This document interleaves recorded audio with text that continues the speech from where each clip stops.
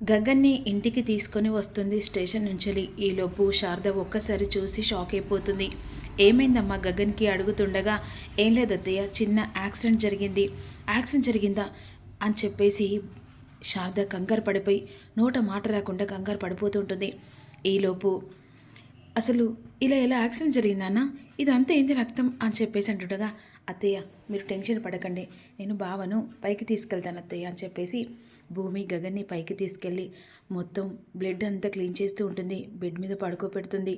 ఈలోపు గగన్ మాత్రం ఇక ఒక భార్య భర్తకు ఎలా సేవలు చేస్తుందో అలా సేవలు చేసిన గగన్ మాత్రం ఇక భూమిని అలాగే చూస్తూ ఉంటాడు.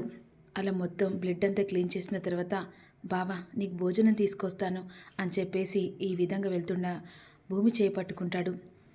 నన్ను క్షమిస్తావు కదా అనేసరికి, బావా ఏంటా మాటలు అంటుండగా, లేదు భూమి, నీ పట్ల ఎంత నేను అవమానించినా దూరం పెట్టినా కూడా నువ్వు మాత్రం నన్ను ఒక కంటికి రెప్పలా కాపాడుకుంటూనే వస్తున్నావు. అసలు నా వల్లే కదా ఇదంతా తప్పు జరగడం అని చెప్పేసి అంటాడు.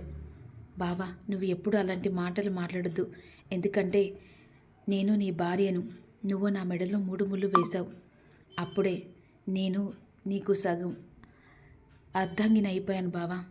నిన్ను కాపాడుకోకుంటే ఎవరిని కాపాడుకుంటాను?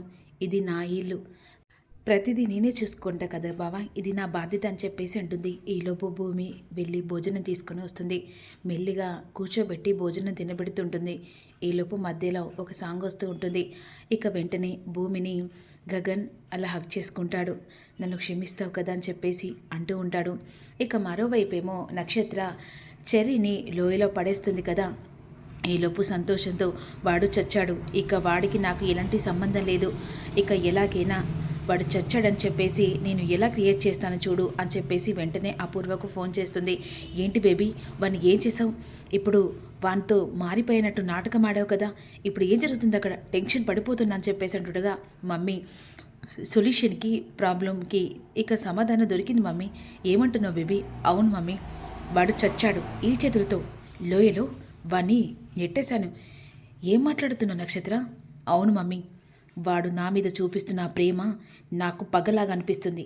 అయినా వాడిని చంపడానికే కదా నేను ఇంత నటించాను మారిపోయినట్టు, అందుకే వాడిని చంపేస్తాను మమ్మీ, వాడు చచ్చిపోయాడు. నక్షత్ర నువ్వు చెప్తుంటే ఇక వాడిని పీడ మనకు వదిలిపోయింది. అయితే నువ్వు ఇప్పుడు ఏం చేయాలో చెప్పు మమ్మీ. ఇప్పుడు ఏం చేయాలంటే, నువ్వు మారిపోయినట్టే ఆ చెర్రీగానికి తెలుసు, అన్ఎక్స్పెక్టెడ్గా వాడు చనిపోయాడని లోయల్ దగ్గరికి తీసుకెళ్ళి ఇక అక్కడ ఎలాగైనా కాలు జరిగి లోయలో పడిపోయినట్టు నాటకం ఆడాలి. అలా నువ్వు ఎంతలా ఏడుస్తావంటే అంతలా ఏడుస్తేనే ఇక ఆ నమ్మకం అనేది నీ మీద రాకుండా పోతుంది. సరే మమ్మీ, నేను వెంటనే బయలుదేరుతున్నా అని చెప్పేసి ఇక అక్కడి నుంచి వెళ్ళి బయలుదేరుతూ, అదే సమయానికి వెంటనే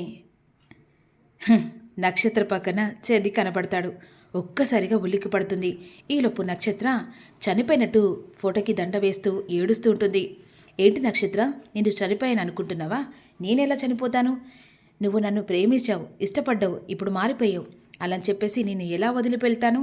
నేను చావను నక్షత్ర, చంపేరాకనే కదే చావను అని చెప్పేసి అంటుండగా, ఏంటి చెర్రీ, నువ్వు చచ్చిపోయావు కదా, నేనే కదా నేను చంపాను. అవును నక్షత్ర, నువ్వు మారిపోలేదని తెలుసు, నేను చనిపోయానని తెలుసు, కానీ నేను చనిపోలేదు కదా, నీ కళ్ళ ముంగట కదా బ్రతుకున్నాను అని అనేసరికి వెంటనే, నువ్వు చనిపోలేదా, బ్రతికున్నావా? అవును నేను బ్రతికే ఉన్నాను, నన్ను లోయలో పడేసావు అంటే నేను చనిపోయినట్టే అని విధంగా చెర్రీ అంటూ ఉంటాడు. ఇక మరోవైపు ఒక్కసారిగా కళ్ళు తిరిగి కింద పడిపోతుంది నక్షత్ర. ఇక్కడ అపూర్వ చెర్రీ చనిపోయినట్టుగా నక్షత్ర ఫోన్ చేసినట్టుగా, ఏంటమ్మా చెర్రీకి ఏం జరిగింది అని చెప్పేసి అంటుండగా, ఇక వెంటనే అందరు కలిసి ఏమైంది, ఏం జరిగింది అని అడుగుతూ ఉంటాడు. చెర్రీకి ఏమైంది వదినా, ఏమైంది, నువ్వు అంత కంగారు పడుతుంటే భయం వేస్తుంది వదినా. చెర్రీ ఇక లేడట అనేసరికి మీరా షాక్ అయిపోతుంది. ఏం మాట్లాడుతున్నావు వదినా అని అంటుండగా, చెర్రీ అని చెప్పేసి అంటూ ఉంటుంది. ఇక మరోవైపు చెర్రీ గురించి చనిపోయాడా బ్రతికాడా అని చెప్పేసి అపూర్వ మీరాకు చెప్పకుండా ఇక తను నోరంతా బిగ్గర పెట్టుకొని థింక్ చేస్తుండగా ఇక్కడ నక్షత్రం మాత్రం కళ్ళు తిరిగి కింద పడిపోతుంది. మరోవైపు బిందు ఇంట్లో నుంచి బయటికి వెళ్ళిపోతుంది. ఈలోపు బిందును గమనించుకోకుండా చెర్రీకి ఏదో జరిగిందని కంగారులో అందరూ కలిసి టెన్షన్ పడుతుంటారు కదా.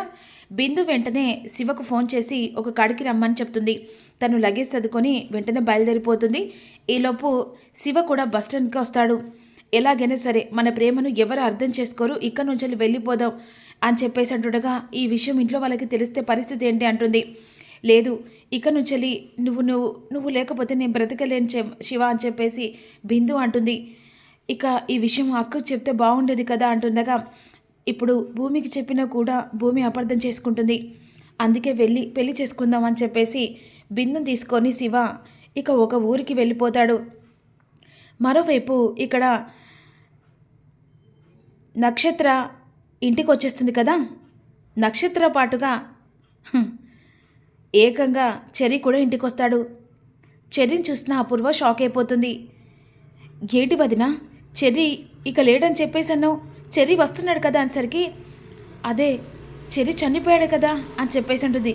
ఏంటి వదిన ఏమో అంటున్నావు? అబ్బే ఏం లేదు, వీడెలా బ్రతికున్నాడు అని చెప్పేసి వెంటనే ఇక అపూర్వ చెర్రీని చూసి నువ్వు బ్రతికే ఉన్నావారా అంటుంది. ఏంటి బ్రతుకున్నావా, ఏంటి ఏం మాట్లాడుతున్నావు అని చెప్పేసి చెర్రీ అంటాడు. అప్పుడు వెంటనే నక్షత్ర చేపట్టుకొని రూమ్లోకి లాక్కెళ్తుంది. చెర్రీ నీకేం కాలేదు కదా నాన్న, నీకు ఏదో జరిగిందని వదిలి చెప్తే చాలా కంగారు పడ్డాను. నాకేమైందమ్మా, నేను బాగానే ఉన్నాను. అయినా నాకేం జరిగిందని నీకెవరు చెప్పారు? వదిన చెప్పింది. వదిన చెప్పేటప్పటికి నాకు ఎంతో లేస గుండె ఆగిపోయినట్టయింది. ఇక లోపలికి తీసుకెళ్ళిన తర్వాత ఏంటి బేబీ అసలు ఏం చేసావు? ఆ చెర్రీ లోయలో పడి అన్నావు కదా, అసలు వాడు లోయలో పడి ఎలా బ్రతికొచ్చాడో నాకు ఇంత మాత్రం కూడా అర్థం కావట్లేదు అంటుండగా ఆ అర్థానికి సమాధానం నేను చెప్పాను. నక్షత్ర, నువ్వు నాటకం ఆడుతున్నావని తెలుసు, మారిపోయినట్టుగా ఇక నేను నమ్మానని నువ్వు భ్రమలో ఊహించుకున్నావు. ఇప్పుడు నన్ను లోయలో పడేసాన్నావు కదా, అది నీ భ్రమ. ఎందుకంటే నువ్వు మారినట్టు నాటకం చేశావు, కానీ నేను నిన్ను నమ్మాను మారిపోయావని. నువ్వు మీ అమ్మతో ఫోన్లో మాట్లాడుకుంటూ ఆ చెర్రీగాన్ని చంపాలా అని చెప్పేసి పక్కగా ప్లాన్ చేసావు చూసావా, అప్పుడే నీ బుద్ధి కుక్కకు తోక వంకరైనట్టు అది నీ వంకర బుద్ధి అని తెలుసుకున్నాను. అయినా నువ్వు ఇంత విశ్వాసం లేనిదానివి అనుకోలేదు. ఆ రోజు నీ ప్రాణం పోయింటే ఈ పాటికి ఇంట్లో నీ శవంతో పాటుగా నీ ఫోటోకి దండ కూడా వేలాడది. కానీ నీలాగా కర్కశంగా నా భార్యను చంపుకునే రకాన్ని కాదు కదా.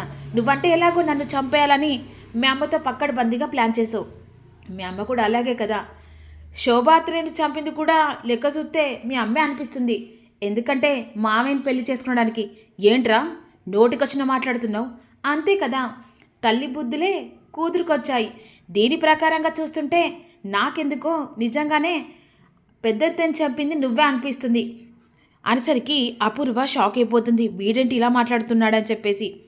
కానీ నక్షత్ర, నువ్వు ఏదో అనుకొని చెప్పేసి ఇక చెర్రీ అల్లరి మాత్రమే చూసావు. ఇక నుంచి ఈ చెర్రీ గురించి కూడా ముందు తెలుసుకుంటూ ఉంటావు. నా ఫోటోకి దండ వేయాలని చెప్పేసి నువ్వు అనుకున్నావు కదా, ఇక నుంచి నీ ఫోటోకి నువ్వు బ్రతుకుండగానే నీ ఫోటోకి దండ వేసేలా నిన్ను నేను ఎలా ఆడుకుంటానో తెర మీద అందరికీ ఆడియన్స్కి చూపించబోతున్నాను. వేటెన్సీ అని చెప్పేసి అక్కడి నుంచి వార్నింగ్ ఇచ్చి వెళ్ళిపోతాడు. వీడు చచ్చాడు అనుకున్నాను మమ్మీ, అసలు నువ్వు మనిషివేనా అని చెప్పేసి నక్షత్ర చెంప పగల కొడుతుంది. వాడు చచ్చాడని చెప్పేసి అసలు క్లారిటీగా తెలుసుకోకుండా గబగబా ఇండియాకి వచ్చేసావు. కానీ వాడు చచ్చాడా లేడని వాడిని మంచిగా చేసుకొని వాడిని అక్కడ చంపి పాత్ర పెడితే ఈ పాటికి హ్యాపీగా ఉండేవాని కదా. ఇప్పుడు వాడు నా మీద కూడా అనుమానపడ్డాడు. అనుమానం పక్కన పెట్టామై, నిజంగానే నువ్వు చంపింది నిజమే కదా. వాడు చెప్పుట్ల పక్కనే. పిన్ని ఏం మాట్లాడుతున్నావు? అంతే కదమ్మాయి, ఆ చెర్రీగాడు చెప్పింది నిజమే కదా. నువ్వు శోభచంద్రని చంపి ఇక అల్లుడు గారిని పెళ్లి చేసుకున్నావు కదా అని చెప్పేసి నక్షత్రం ముంగటసరికి నక్షత్ర షాక్ అయిపోతుంది. ఏంటి మమ్మీ, ఆ గోరంట చెప్పింది నిజమా? పిన్నికి తల నిండా పుచ్చిపోయినట్టుంది. బేబీ నువ్వు ఇక్కడ నుంచి వెళ్ళు. లేదు మమ్మీ, నిజం చెప్పు, నువ్వు నిజంగానే పెద్దమ్మని చంపింది నువ్వేనా? వెళ్తావా లేదా అని చెప్పేసి గట్టిగా అరుస్తుంది. అక్కడి నుంచి నక్షత్ర వెళ్ళిపోతుంది. ఇక మరోవైపు గగన్ మాత్రం మారిపోతాడు. భూమి భోజనం తీసుకొచ్చి తినబెడుతూ ఉంటుంది. ఈలోపు హక్ చేసుకుంటాడు కదా, వాళ్ళు ఒకరికొకరు అర్థం చేసుకుంటాడు. ఇక మరోవైపు సూర్య మాత్రం బగ్గ తాగుతూ గగన్ గురించి ఆలోచిస్తూ ప్లాన్ చేస్తూ ఉంటాడు.